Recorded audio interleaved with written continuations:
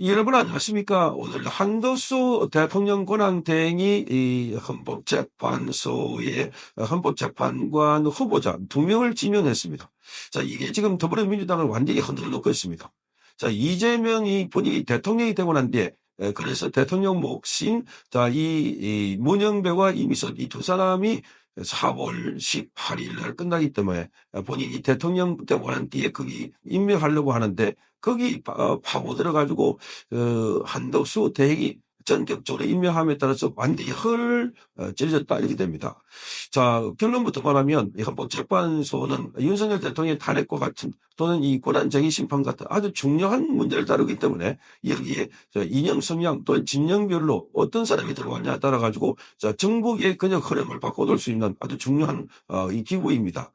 자, 이 현재 헌법재판관 선정한 보수 3명, 중도 2명, 진보 4명으로 평가받고 있습니다. 보수 3명은 정형식, 조한창, 그리고 김복형. 그리고 이 진보 4명은 문형배, 이미선, 정계선, 그리고 이 마은정. 자, 그리고 이 진보 2명은 바로 중도 2명은 김영도와 정정미입니다. 자, 그런데 이 한덕수 대행의 부상대로 실제 임명이 되면 앞으로 헌법재판관 구도는 보수가 5명이고 중도가 2명, 진보가 2명으로 바뀌게 됩니다. 그러니까 보수 우위로 확 바뀌게 됩니다. 보수가 5명이고 중도 2, 진보 2가 되기 때문에 그래서 여기 핵심 진보는 바로 자, 이 정계선과 마은혁이 있더라 하더라도 이 두 사람 진보 쪽으로 확실한 사람은 두 사람밖에 안 되기 때문에 이 상황 반전을 이루기는 너무나 힘들다는 겁니다. 원래 이재명이 자기가 임명을 했더라면 그러면 그 보수와 이 진보 이 사이의 구도가 자, 이 그 중도 진보가 6명 그리고 중도 보수가 3명 뭐 말하자면 보수 3명 진보 3명 좌파 3명 좌파 6명 그리고 우파 3명 이런 구도를 만들려고 하는 게 이재명입니다. 이재명은 좌파 판사 6명을 갖다 놓고 보수 쪽에는 한 3명 정도, 거기다 중도가 합쳐서 3명 정도 이렇게 해놓으면 이재명은 완전히 입법부 장악, 행정부 장악, 그리고 이 사법부 장악, 완전히 3부를 다 장악하게 되는 겁니다. 막강한 권력을 지르고 했는데 거기에 지금 한덕수 대행이 허를 찔러버린 겁니다. 자, 그래서 이번에 이 이완구 법제처장과 함상군 서울고부의 부장판사는 중도 보수, 특히나 이 이완구 법제처장은 확실하게 이 보수 성향이 강한 인물로 평가를 받고 있습니다. 윤석열 대통령과 서울법대 동기고 사법연수원도 동기입니다.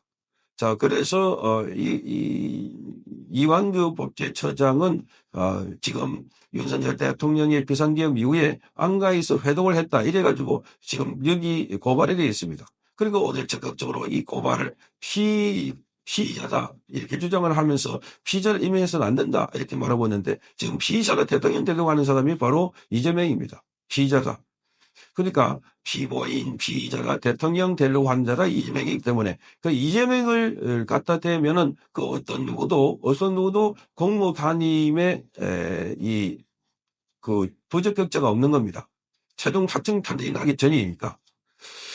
자, 그래서 이 이재명은 지금 온갖 수단과 방법을 다 쓰고 있고 여기서 지금 가처분 신청과 권한쟁의 심판도 하겠다 이렇게 바뀌었습니다. 그런데 권한쟁의 심판은 기본적으로 이 건과 관련해서는 이 권한을 침해당한 사람이 하는 겁니다. 그런데 더불어민주당에서는 이 권한을 침해받은 사람은 없습니다. 민주당이 대통령이 없습니다. 이 건은 대통령의 권한입니다. 대통령 몫입니다. 그러니까 이재명이 다음에 자기가 대통령 된다고 보고 권한쟁의 심판을 청구하겠다. 이 정말 난센스입니다. 오만 반짝이 짝이 없는 겁니다. 자, 그래서 이 건은 해당이 안 되는데도 불구하고 그래서 이 인사청문회를 안 받겠다 하는 게 원칙입니다. 원래 이 인사청문회도 기본적으로 이 건에 반해서는 20일 안에 인사청문회를 해야 됩니다. 인사청문회를 안 할 경우에는 그냥 바로 그 임명할 수가 있습니다. 열흘 동안 비밀을 줬다가. 그리고 이 건은 국회의 동의를 받아야 하는 건이 아닙니다. 자, 인사청문회를 하고 20일 안에 그 다음에 20일 안에 이사처분이 안 될 경우에는 다시 열흘 안에 재송부를 하고 난 뒤에 그 다음에 대통령이 바로 임명하면 됩니다. 그래 한덕수 대통령 권한대행이 바로 임명할 수 있습니다. 이재명이 대선 끝나기 전에 60일이니까 대선 기간이 지금 한 2주, 3주 안에 다 끝날 수 있는 상황입니다. 그러다 보니까 완전히 헌법재판소가 쌍전백회가 된다 한 겁니다. 이건 진짜 보수 진영에서도 그렇게 생각이 못했던 카드였습니다. 그만큼 한덕수 대행이 야 이게 지금 잘못하다가는 나라가 이상하게 흘러가고 있다. 자 그러니까 지금 최근에 보면은 자 이 무력화할 수 있다는 겁니다. 헌법재판소 권력이 완전히 지금 한쪽 편에서 마음 놓고 휘두를 수 있는 자 이런 이야기가 된다는 겁니다.